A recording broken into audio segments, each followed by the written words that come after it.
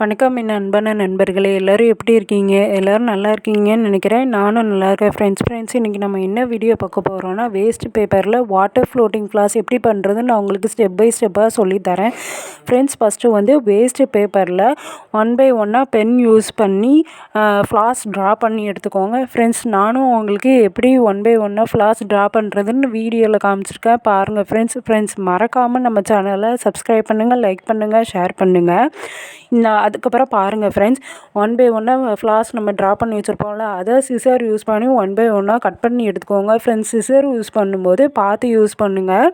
அதுக்கப்புறம் அந்த 1 by 1 flaws draw பண்ணதுக்கப்புறம் 1 by 1 அதை கட் பண்ணி எடுத்துக்கோங்க. கட் பண்ணி எடுத்த அந்த ஃப்ளாஸ் எல்லாத்தையும் உங்களுக்கு பிடிச்ச கலர்ஸில் ஃபில் பண்ணி எடுத்துக்கோங்க. ஃபில் பண்ண அந்த ஃப்ளாஸை 1 by 1 அதோட லீஃபை இன்சைடு ஃபோல்ட் பண்ணி வச்சுக்கோங்க.